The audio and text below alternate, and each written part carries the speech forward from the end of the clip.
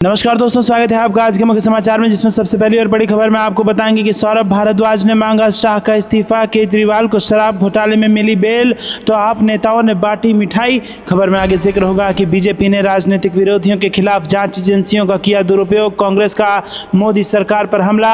आगे आपको बताएंगे कि तेजस्वी यादव के दावे से सियासी भूचाल, जेडीयू और बीजेपी की बढ़ गई टेंशन, किया 2020 के चुनाव का खुलासा। आगे जिक्र होगा कि बुलडोजर एक्शन से नाराज सुप्रीम कोर्ट ने कहा देश कानून से चलता है, पूरे देश के लिए दिशा निर्देश तय करेंगे। और इसी के साथ खबर में आगे जिक्र होगा कि एक मांग पर फिर अटकी ममता बनर्जी और हड़ताली डॉक्टरों की मुलाकात, 2 घंटे तक इंतजार, सीएम इस्तीफा देने को तैयार। तो दोस्तों, इसी प्रकार की तमाम बड़ी खबरें आप तक लेके आए हैं, लेकिन उससे पहले कृपया करके वीडियो को कीजिए लाइक और चैनल को सब्सक्राइब करके बेल आइकन दबाकर कमेंट में लिखिए जय हिंद। रुक करते हैं सबसे पहली और बड़ी खबर की तरफ। केजरीवाल को शराब घोटाले में बेल, आप नेताओं ने बांटी मिठाई, सौरभ भारद्वाज ने मांगा शाह का इस्तीफा। जी हाँ दोस्तों, दिल्ली के मुख्यमंत्री अरविंद केजरीवाल को शराब घोटाले से जुड़े मामले में सुप्रीम कोर्ट से राहत मिली है। आम आदमी पार्टी ने इसे सच्चाई की जीत बताया है और नेता ने आज़ादी की जश्न मनाते हुए पूर्व डिप्टी सीएम मनीष सिसोदिया, शिक्षा मंत्री आतिशी, स्वास्थ्य मंत्री सौरभ भारद्वाज सहित आम आदमी पार्टी नेताओं ने मिठाई बांटी। पार्टी के एक विधायक का कहना है कि दिल्ली का बेटा जब जेल से बाहर आएगा तो एक बड़ा जश्न होगा। वहीं पार्टी का कहना है कि केजरीवाल के खिलाफ किए गए सभी षड्यंत्र अब फेल हो गए हैं। और इसी बीच सौरभ भारद्वाज ने गृह मंत्री अमित शाह का इस्तीफा मांगा है। मनीष सिसोदिया ने कहा कि एक बार फिर साबित हो गया है कि अरविंद केजरीवाल जैसा सच्चा, ईमानदार और देशभक्त कोई दूसरा राजनेता नहीं है। भाजपा ने उन्हें गिरफ्तार करने के लिए हजारों साजिशें रची। एक ईमानदार व्यक्ति जो लोगों के जीवन को बेहतर बनाने के लिए काम कर रहा था, उसे जेल में डाल दिया गया। लोकतंत्र के इतिहास में इससे बड़ा कोई पाप नहीं है। आज हम सुप्रीम कोर्ट, संविधान और बाबा साहेब को सलाम करते हैं और धन्यवाद देते हैं। ये सत्य की ही जीत नहीं, झूठ का भी पर्दाफाश है। सुप्रीम कोर्ट ने कहा कि ईडी मामले में उनकी रिहाई रोकने के लिए सीबीआई ने गिरफ्तारी की योजना बनाई थी। लोगों ने उनके लिए प्रार्थना की और आज उनकी प्रार्थनाएं स्वीकार हुई है। मैं उनका और भगवान का धन्यवाद करता हूं। रुक करते हैं अगली ब्रेकिंग न्यूज की तरफ। बीजेपी ने राजनीतिक विरोधियों के खिलाफ जांच एजेंसियों का किया दुरुपयोग, कांग्रेस का मोदी सरकार पर हमला। जी दोस्तों, कांग्रेस ने दिल्ली के मुख्यमंत्री अरविंद केजरीवाल को उच्चतम न्यायालय से जमानत मिलने के बाद शुक्रवार को आरोप लगाया कि प्रधानमंत्री मोदी के नेतृत्व वाली सरकार ने पिछले 10 वर्षों से अपने राजनीतिक विरोधियों के खिलाफ जांच एजेंसियों का दुरुपयोग किया है। पार्टी प्रवक्ता और सोशल मीडिया विभाग की प्रमुख सुप्रिया सुनेत ने यह भी कहा है कि जनता ने हालिया लोकसभा चुनाव में प्रतिशोध की इस राजनीति का जवाब दिया, लेकिन ये सरकार इसे समझ नहीं पा रही है। उच्चतम न्यायालय ने शुक्रवार को केजरीवाल को आबकारी नीति घोटाले से जुड़े भ्रष्टाचार के मामले में जमानत दे दी। न्यायमूर्ति सूर्यकांत और न्यायमूर्ति उज्ज्वल भुइया की पीठ ने केजरीवाल को 10 लाख रुपए के मुचलके और 2 जमानत राशियों पर जमानत दी है। इस बारे में पूछे जाने पर सुप्रिया ने संवाददाताओं से कहा कि मैं सिर्फ ये कहना चाहती हूं कि राजनीतिक प्रतिद्वंदियों के खिलाफ जांच एजेंसियों का दुरुपयोग किया गया है। ऐसे तमाम लोग हैं जो बिना सुनवाई के जेलों में सड़ रहे हैं क्योंकि नरेंद्र मोदी और अमित शाह को उनकी शक्ल पसंद नहीं है। अदालतों को इसका संज्ञान लेना चाहिए। उन्होंने कहा कि जिस तरह से डराया धमकाया जाता है, प्रतिशोध की राजनीति हो रही है, उसका जवाब जनता ने दिया है। बीजेपी को 240 सीट पर ला दिया है और इस पर भी आपको समझ नहीं आ रहा है। रुक करते हैं अगली ब्रेकिंग न्यूज की तरफ। तेजस्वी यादव के दावे से सियासी भूचाल, जेडीयू बीजेपी की बढ़ाई टेंशन, किया 2020 के चुनाव का खुलासा। जी हाँ दोस्तों, आपको बता दें कि पूर्व उप मुख्यमंत्री और विरोधी दल के नेता तेजस्वी यादव ने दावा किया है कि यदि बेईमानी नहीं हुई होती तो 2020 के विधानसभा चुनाव में ही महागठबंधन की सरकार बन गई होती। और तेजस्वी यादव कार्यकर्ता संवाद यात्रा के क्रम में गुरुवार को दरभंगा पहुंचने के बाद प्रेस से बात कर रहे थे। उनके इस दावे से बिहार में सियासी भूचाल आ गया है, सियासत तेज हो गई है। तेजस्वी यादव ने कहा कि बिहार में डबल इंजन की सरकार है। नीतीश कुमार 20 साल से लगातार विशेष राज्य के दर्जे की मांग करते आ रहे हैं, लेकिन पूरी नहीं हो रही है। अब तो केंद्र सरकार ने भी बिहार को विशेष राज्य का दर्जा देने से मना कर दिया है। तेजस्वी यादव ने कहा कि एनडीए वोट बिहार के मतदाता से लेगा, लेकिन यहाँ की जनता के साथ सौतेला व्यवहार करेगा। इन्हीं सभी मुद्दों को लेकर अभी कार्यकर्ताओं के साथ संवाद चल रहा है। इसके बाद जनता के बीच पूरी टीम के साथ उतरेंगे और बिहार के समस्त मुद्दों को सड़क से सदन तक उठाएंगे। तेजस्वी ने मिथिलांचल के चुनावी नतीजे पर कहा कि ठीक है, नतीजे हमारे हिसाब से नहीं आए हैं, लेकिन हम कमज़ोर नहीं हैं। बिहार में सबकी लड़ाई हमसे ही होती है। उन्होंने कहा कि डबल इंजन की सरकार भ्रष्टाचार में लगी है। और दोस्तों, अभी जो बिहार में सर्वे हो रहा है उसके अनुसार बड़ा भ्रष्टाचार हो रहा है, बहुत खेला हो रहा है। तेजस्वी ने बिहार के उप मुख्यमंत्री विजय सिन्हा पर भी निशाना साधा और कहा कि उनका दिमाग घुटने में है। जब से वो उप मुख्यमंत्री बने हैं उन्होंने जनता का कोई काम नहीं किया है। रुक करते हैं अगली ब्रेकिंग न्यूज़ की तरफ। खिलाफ बुलडोजर एक्शन से नाराज सुप्रीम कोर्ट ने कहा कि देश कानून से चलता है, पूरे देश के लिए दिशा निर्देश करेंगे तय। जी हाँ दोस्तों, आपको बता दें कि किसी अपराध में आरोपित के घर पर बुलडोजर चलाने के मामले में सुप्रीम कोर्ट ने एक बार फिर सख्त रुख अख्तियार किया है। शीर्ष अदालत ने कहा कि जहां देश कानून से चलता है वहां परिवार के किसी सदस्य द्वारा कानून का उल्लंघन करने पर अन्य सदस्यों के विरुद्ध या उनके कानूनी ढंग से बनाए गए घर पर कार्रवाई नहीं हो सकती। ये टिप्पणी जस्टिस ऋषिकेश राय, सुधांशु धुलिया और SVN भट्टी की पीठ ने गुजरात के मामले में दिए अंतरिम आदेश में की। दोस्तों, कोर्ट ने परिवार के एक सदस्य के विरुद्ध आपराधिक मामला दर्ज होने पर साझे का परिवार घर ढाए जाने की आशंका जताने वाली याचिका पर गुजरात सरकार को नोटिस जारी करते हुए संपत्ति पर यथास्थिति बनाए रखने के आदेश दिए हैं और 10 दिन में यह दूसरा मौका है जब शीर्ष अदालत ने किसी आरोपित के घर बुलडोजर चलाने को लेकर ऐसी टिप्पणी की है। 2 सितंबर को भी कोर्ट ने जमीयत उलेमा ए हिंद की याचिका पर सुनवाई के दौरान ऐसी टिप्पणी की थी।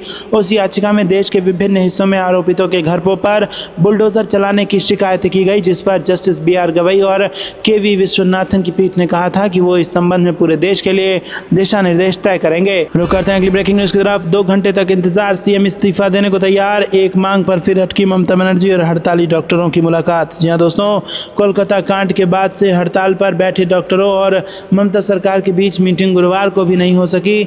नवन्ना के कॉन्फ्रेंस हॉल में होने वाली मीटिंग के लिए ममता बनर्जी 2 घंटे तक डॉक्टरों का इंतजार करती रही, लेकिन बातचीत की लाइव स्ट्रीमिंग को लेकर डॉक्टर अड़े रहे और कॉन्फ्रेंस हॉल में जाने से इनकार कर दिया। इसके बाद देर शाम मीटिंग कैंसिल हो गई। उधर बंगाल गवर्नर CV आनंद बोस ने कहा कि वो CM ममता बनर्जी का सामाजिक बहिष्कार करेंगे। दरअसल आंदोलनकारी डॉक्टरों के आने का लगभग 2 घंटे तक इंतजार करने के बाद ममता बनर्जी ने एक प्रेस कॉन्फ्रेंस कर कहा कि वो भी चाहती हैं कि पीड़िता को न्याय मिले और उन्होंने गतिरोध जारी रहने के लिए पश्चिम बंगाल के लोगों से माफ़ी मांगी है। पश्चिम बंगाल की मुख्यमंत्री ने कहा कि वो लोगों की खातिर इस्तीफा देने के लिए तैयार हैं। इससे पहले कॉन्फ्रेंस हॉल का एक वीडियो भी सामने आया था जिसमें ममता बनर्जी खाली कुर्सियों के बीच जूनियर डॉक्टरों के प्रतिनिधिमंडल का इंतजार करती दिखी। ममता सरकार ने तीसरी बार डॉक्टरों को बातचीत के लिए बुलाया था। सरकार ने मीटिंग में मुख्यमंत्री ममता बनर्जी की उपस्थिति को डॉक्टरों की मांग को स्वीकार कर लिया था, लेकिन मीटिंग की लाइव स्ट्रीमिंग करने की उनकी शर्त को खारिज कर दिया और प्रदर्शन कर रहे 30 डॉक्टरों के प्रतिनिधिमंडल की जगह सिर्फ 15 की अनुमति देने का फैसला किया। हालांकि मुख्य सचिव ने कहा कि गुरुवार को 15 की जगह 32 सदस्यों का प्रतिनिधिमंडल मीटिंग के लिए पहुंचा था, जिन्हें अनुमति भी दे दी गई है, लेकिन डॉक्टर लाइव स्ट्रीमिंग को लेकर अड़ गए और कॉन्फ्रेंस हॉल के अंदर नहीं गए। रुक करते हैं अगली ब्रेकिंग न्यूज़ की तरफ। अरबपति दोस्तों के लिए मोदी जी लाल कालीन बिछा देते हैं। रेस्टोरेंट मालिक के वीडियो पर राहुल गांधी हुए हमलावर। जी हाँ दोस्तों, लोकसभा में विपक्ष नेता राहुल गांधी ने शुक्रवार को एक रेस्टोरेंट मालिक के वीडियो को लेकर राहुल गांधी पर निशाना साधा। असल में सोशल मीडिया पर एक वीडियो वायरल हो रहा है जिसमें केंद्रीय वित्त मंत्री निर्मला सीतारमण से अन्नपूर्णा होटल के प्रबंध निदेशक श्रीनिवासन ने GST की जटिलताओं के बारे में सवाल किया। इन सवालों के बाद श्रीनिवासन को निर्मला सीतारमण से माफ़ी मांगनी पड़ी है। राहुल गांधी ने इस वीडियो को शेयर कर केंद्र की नरेंद्र मोदी सरकार पर निशाना साधा।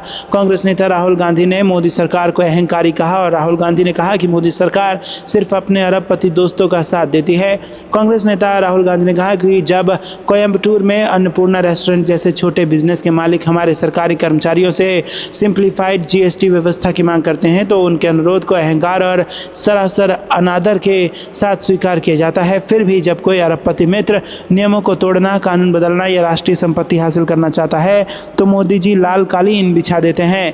रुक करते हैं अगली ब्रेकिंग न्यूज़ की तरफ। सपा अध्यक्ष अखिलेश यादव बोले, दिल्ली के मुख्यमंत्री की जमानत संविधान की जीत। जी हाँ दोस्तों, सपा अध्यक्ष अखिलेश यादव ने दिल्ली के मुख्यमंत्री अरविंद केजरीवाल को सुप्रीम कोर्ट से जमानत दिए जाने का स्वागत किया। उन्होंने कहा कि उनकी जमानत संविधान की जीत है। उन्होंने सोशल मीडिया साइट X पर कहा कि दिल्ली के लोकप्रिय व जन कल्याणकारी मुख्यमंत्री श्री अरविंद केजरीवाल जी की जमानत संविधान की जीत है।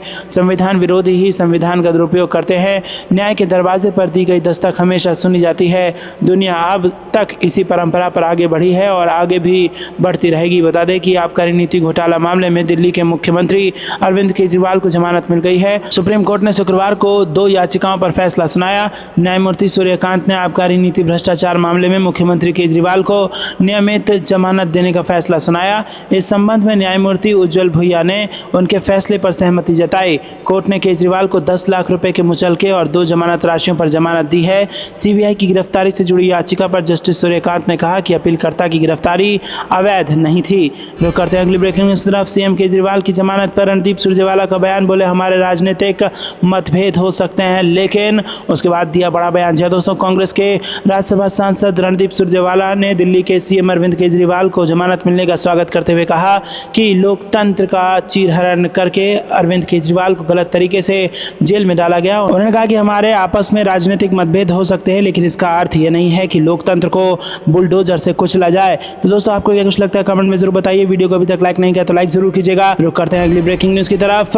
हिमाचल कर्नाटक की तरह जम्मू कश्मीर में भी कांग्रेस का 5 गारंटी वाला दाव, क्या क्या ऐलान किया आपको बता दें। दोस्तों, कांग्रेस अध्यक्ष मल्लिकार्जुन खड़गे ने जम्मू कश्मीर के लोगों के लिए 5 गारंटी की घोषणा की, जिनमें केंद्र शासित प्रदेश में कांग्रेस नेशनल कॉन्फ्रेंस गठबंधन की सत्ता में आने पर महिला उद्यमियों के लिए 5 लाख रुपए का ब्याज मुक्त ऋण और प्रति परिवार 25 लाख रुपए का स्वास्थ्य बीमा शामिल है। उन्होंने कहा कि अच्छी सेहत हमारा अधिकार है। खड़गे ने कहा कि जैसा राजस्थान में हमने किया था वैसा ही जम्मू कश्मीर में लागू करके दिखाएंगे। दक्षिण कश्मीर के अनंतनाग में गठबंधन उम्मीदवारों के लिए प्रचार करते हुए खड़गे ने यह भी कहा कि कांग्रेस नेशनल कॉन्फ्रेंस की सरकार परिवार की महिला मुखिया को हर महीने 3,000 रुपए देगी। इसके अलावा उन्होंने सार्वजनिक वितरण प्रणाली के माध्यम से प्रति व्यक्ति 11 किलोग्राम अनाज देने का प्रावधान बहाल करने का वादा भी किया।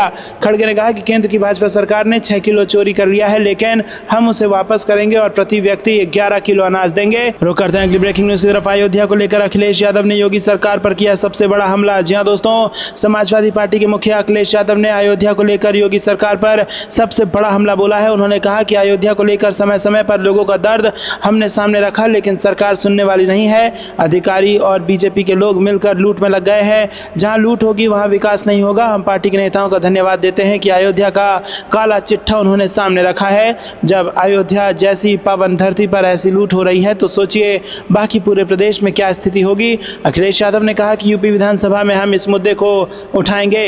गुरुवार को लखनऊ में आयोजित प्रेस वार्ता में अखिलेश यादव ने कहा कि किसानों की जो मांग थी उन्हें उचित मुआवजा नहीं दिया, लेकिन जब गरीबों की जमीन अपनों के पास पहुंच गई तब अयोध्या से लेकर सब जगह का सर्किल रेट बढ़ा दिया गया है। तमाम बीजेपी के पदाधिकारियों की सूची और अधिकारियों ने जिन्होंने जमीन ली है उनकी रजिस्ट्री की डिटेल हमारे पास है। डिफेंस की जमीन के साथ भी ऐसा किया गया। यहाँ फायरिंग रेंज थी, उस जमीन को भी बीजेपी वालों ने बेच दिया। अपनी हार के कारण जनता को दुख देने के लिए रेलवे अलाइनमेंट भी बदल दिया और पहले किसी की जमीन ज़्यादा नहीं जा रही थी, लेकिन अब जानबूझकर सरकार ने रेलवे का अलाइनमेंट बदलने का काम शुरू कर दिया ताकि गरीबों का मकान और कारोबार सब छीन जाए। और इसी के साथ सबसे ज़्यादा लूट अगर कहीं हुई है तो सबसे ज़्यादा अयोध्या में हुई है। ये बड़ा बयान अखिलेश यादव ने देकर योगी सरकार को निशाने पर लिया है। आपको क्या कुछ लगता है कमेंट में जरूर बताइए। वीडियो को लाइक नहीं किया तो लाइक जरूर कीजिएगा। रुक करते हैं अगली ब्रेकिंग न्यूज़ की तरफ। पूजा में साथ दिखे पीएम मोदी और सीजेआई, संजय राउत ने कसा तंज, बोले क्या चीफ जस्टिस हमें न्याय देंगे। दोस्तों, आपको बता दें कि गणेश उत्सव पर पीएम मोदी और सीजेआई के साथ दिखने पर शिवसेना नेता संजय राउत ने तंज कसा। उन्होंने कहा कि हमें शंका है कि क्या सीजेआई हमें न्याय दे पाएंगे। गणपति उत्सव में लोग एक दूसरे के घर जाते हैं। प्रधानमंत्री नरेंद्र मोदी अब तक कितने लोगों के घर में गए, मेरे पास इसकी जानकारी नहीं है। उन्होंने कहा कि दिल्ली में कई जगह उत्सव होते हैं, महाराष्ट्र में कई मंडल गणेश उत्सव का आयोजन कर रहे हैं, लेकिन प्रधानमंत्री नरेंद्र मोदी चीफ जस्टिस के घर गए, दोनों ने मिलकर भगवान गणेश की आरती की। संजय राउत ने कहा कि अगर संविधान के रक्षक राजनेताओं से मिलेंगे तो लोगों के मन में शंका पैदा होगी। महाराष्ट्र में अवैध सरकार चल रही है, तारीख पर तारीख दी जा रही है, हमें शंका है कि क्या हमें न्याय मिलेगा। संजय राउत ने अपने सोशल मीडिया अकाउंट एक्स पर एक पोस्ट में लिखा कि संजय ने लिखा कि संविधान के घर को आग लगी घर के चिराग से। वहीं अपने पोस्ट में सीजेआई पर भी तंज कसते हुए लिखा कि ईवीएम को क्लीन चिट। महाराष्ट्र में चल रही संविधान विरोधी सरकार ने सुनवाई पर 3 साल से तारीख पे तारीख और पश्चिम बंगाल मामले में हस्तक्षेप, लेकिन महाराष्ट्र रेपकांड का जिक्र नहीं। रुक करते हैं अगली ब्रेकिंग न्यूज़ की तरफ। आ गई वो तारीख, केजरीवाल को मिलेगी जमानत या जेल रहेगी बरकरार, फैसला सुनाएगा सुप्रीम कोर्ट। जी हाँ दोस्तों, दिल्ली के मुख्यमंत्री अरविंद केजरीवाल पिछले कुछ महीनों से कथित शराब घोटाले में जेल की सजा काट रहे हैं। उनकी तमाम याचिकाएं खारिज हुई हैं, उन्होंने जमानत नहीं उन्हें मिल पाई, लेकिन अब सुप्रीम कोर्ट उनकी जमानत पर फैसला सुनाने जा रहा है। दोस्तों, शुक्रवार को सुप्रीम कोर्ट इस मामले में अहम सुनवाई करने जा रहा है। उसमें फैसला लिया जाएगा कि केजरीवाल को जमानत देनी है या सजा बरकरार रखनी है। जानकारी के लिए बता दें कि अरविंद केजरीवाल की कुल 2 याचिकाएं हैं। एक के जरिए अगर उन्होंने जमानत मांगी है तो दूसरे के जरिए उन्होंने सीबीआई की गिरफ्तारी को चुनौती दी है। दोनों ही मामलों पर अब सुप्रीम कोर्ट अपना रुख साफ करेगा। बड़ी बात यह है कि इसी मामले में इससे पहले मनीष सिसोदिया को कोर्ट ने जमानत दे दी थी। उन्हें जमानत देते हुए सर्वोच्च अदालत ने कहा था कि सजा अपवाद होती है तो जमानत अधिकार। अब उसी फैसले से सीएम केजरीवाल की उम्मीदें भी बंधी हैं। रुक करते हैं अगली ब्रेकिंग न्यूज़ की तरफ। 3 महीने बाद बाद पूर्व सीएम अशोक गहलोत का दिल्ली दौरा, क्या है इसके मायने, मिल सकती है बड़ी जिम्मेदारी। जी हाँ दोस्तों, राजस्थान की राजनीति में कई दिनों से शांत रह रहे पूर्व मुख्यमंत्री अशोक गहलोत फिर से चर्चा में हैं। बताया जा रहा है कि अशोक गहलोत दिल्ली जा रहे हैं। बता दें कि करीब 3 महीने के बेड रेस्ट बाद यहां उनका पहला सियासी दौरा होगा। माना जा रहा है कि दिल्ली दौरे के दौरान अशोक गहलोत की कांग्रेस आलाकमान सहित कई नेताओं से राजनीतिक मुलाकातें होंगी। वहीं ये भी चर्चा है कि बहुत जल्द गहलोत को संगठन में किसी बड़े पद की जिम्मेदारी मिल सकती है। सूत्रों के मुताबिक अशोक गहलोत अपने दिल्ली दौरे के दौरान कांग्रेस अध्यक्ष मल्लिकार्जुन खड़गे, नेता प्रतिपक्ष राहुल गांधी और महासचिव केशव वेणुगोपाल से मुलाकात कर सकते हैं। रुक करते हैं अगली ब्रेकिंग न्यूज की तरफ। मध्य प्रदेश की घटना पर राहुल गांधी और प्रियंका गांधी ने बीजेपी सरकार को घेरा, महिलाओं की रक्षा की जिम्मेदारी से चुराएंगे आंख। जी हां दोस्तों, लोकसभा में नेता प्रतिपक्ष राहुल गांधी ने मध्य प्रदेश में 2 सैन्य अधिकारियों और उनकी 2 महिला मित्रों पर कथित हमले और इनमें से एक महिला से दुष्कर्म की घटना को लेकर बृहस्पतिवार को बीजेपी पर निशाना साधा और आरोप लगाया कि महिलाओं के खिलाफ अपराधों को लेकर भाजपा की सरकारों का रवैया नकारात्मक है। उन्होंने ये दावा भी किया कि बीजेपी शासित राज्यों में कानून व्यवस्था की स्थिति लगभग ध्वस्त हो चुकी है। मध्य प्रदेश के इंदौर जिले में मंगलवार देर रात बदमाशों ने पिकनिक मना रहे 2 युवा सैन्य अधिकारियों और उनकी 2 महिला मित्रों पर हमला कर दिया और उनमें से एक महिला से कथित रूप से बलात्कार किया और इस घटना के आरोप में 2 लोगों को गिरफ्तार किया गया है। राहुल गांधी ने एक्स पर पोस्ट किया कि मध्य प्रदेश में सेना के 2 जवानों के साथ हिंसा और उनकी महिला साथी के साथ दुष्कर्म पूरे समाज को शर्मसार करने के लिए काफी है। भाजपा शासित राज्यों की कानून व्यवस्था लगभग अस्तित्वहीन है और महिलाओं के खिलाफ दिन प्रतिदिन अपराध बढ़ते पर भाजपा सरकार का नकारात्मक रवैया अत्यंत चिंताजनक है। उन्होंने आगे कहा कि अपराधियों का ये दुस्साहस प्रशासन की पूर्ण नाकामी का परिणाम है और इस कारण देश में पनपता असुरक्षा वातावरण भारत की बेटियों की स्वतंत्रता उनकी आकांक्षाओं पर बंदिश है। रुक करते हैं अगली ब्रेकिंग न्यूज की तरफ। कांग्रेस नेता पवन खेड़ा ने दिया बड़ा बयान, कहा त्योहार में विवाद पैदा करना चाहती है बीजेपी। जी हाँ दोस्तों, कांग्रेस के वरिष्ठ नेता पवन खेड़ा ने गुरुवार को आरोप लगाया कि चाहे कोई भी त्योहार हो, रामनवमी, हनुमान जयंती या मुहर्रम, भाजपा त्योहार में विवाद पैदा करना चाहती है।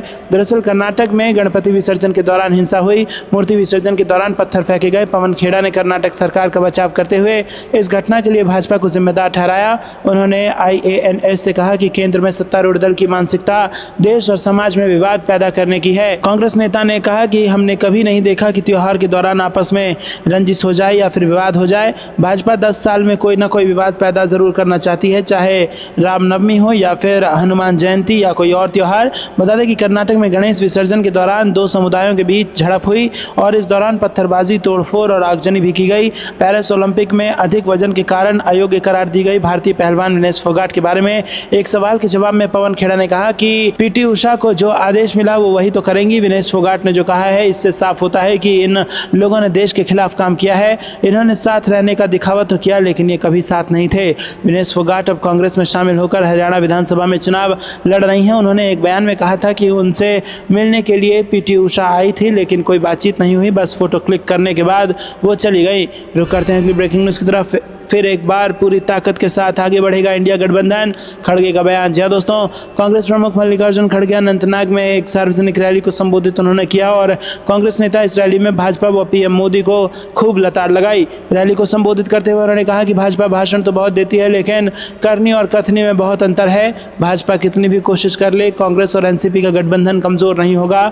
हमने संसद में अपनी ताकत दिखा दी है, हम उसी ताकत के साथ आगे बढ़ेंगे। उन्होंने कहा कि नेशनल कॉन्फ्रेंस और कांग्रेस का गठबंधन देख भाजपा बौखला गई है, इसीलिए वो जम्मू कश्मीर की लिस्ट बार बार बदल रही है और इससे आप अंदाजा लगा सकते हैं कि भाजपा के लोग इंडिया गठबंधन की एकता को देखकर डर गए हैं। कांग्रेस अध्यक्ष मल्लिकार्जुन खड़गे ने कहा कि ये एक जुमला है। उन्होंने पहले भी यही बात कही थी। उन्होंने 2 करोड़ नौकरियां देने का वादा किया था। 10 साल हो गए, क्या उन्होंने नौकरियां दी? जो यहाँ 1 लाख लोगों की भर्ती नहीं कर सके वो 5 लाख नौकरियां क्या देंगे? झूठ बोलने वालों पर भरोसा मत करना। मैं जम्मू कश्मीर के लोगों से अपील करता हूँ कि जो सच बोलते हैं उन्हें वोट दे। आज़ादी के बाद से उनके साथ रहे हैं, उन्हें कांग्रेस पार्टी और NC को वोट देना चाहिए। रुक करते हैं अगली ब्रेकिंग न्यूज़ की तरफ। कांग्रेस से मिला हिडनबर्ग के साहस को बल, सेबी चीफ माधवी बुच से फिर पूछ डाला कठिन सवाल। जी हाँ दोस्तों, पिछले कुछ दिनों से कांग्रेस सेबी प्रमुख माधवी पुरी बुच पर हमलावर है। पार्टी एक के बाद एक कई आरोप सेबी चीफ पर लगाए हैं और अब अमेरिकी शॉर्ट सेलर हिडनबर्ग रिसर्च ने एक बार फिर सेबी प्रमुख माधवी पुरी बुच पर हमला बोला है। बुधवार को सोशल मीडिया पर एक पोस्ट पोस्ट लिख सवाल उठाया कि माधवी पर हाल ही में कई आरोप लगे हैं। इन आरोपों पर माधवी चुप्पी साधे हुए हैं और कोई सफाई नहीं दी है। ऐसा क्यों है? हिंडनबर्ग का यह बयान कांग्रेस के उन आरोपों के बाद आया है जिसमें बुच और उनके पति पर निजी कंपनियों से अतिरिक्त फंड प्राप्त करने की बात कही गई है। तो दोस्तों, आपको क्या कुछ लगता है कमेंट में जरूर बताइएगा। वीडियो को लाइक नहीं किया तो लाइक जरूर कीजिएगा। रुक करते हैं अगली ब्रेकिंग न्यूज की तरफ। महाराष्ट्र में नए सर्वे ने ला दिया भूचाल, गठबंधन को मिलने जा रही है 154 सीटें। जी हां दोस्तों, महाराष्ट्र में इस साल के आखिर तक विधानसभा चुनाव होने हैं और अभी चुनाव तारीखों का ऐलान नहीं हुआ है। हालांकि तारीखों के ऐलान से पहले ही राजनीतिक सरगर्मी भी तेज हो गई है। महायुति और महाविकास अघाड़ी में सीट बंटवारे को लेकर बैठकों का दौर जारी है और इन सब के बीच एक और सर्वे आया है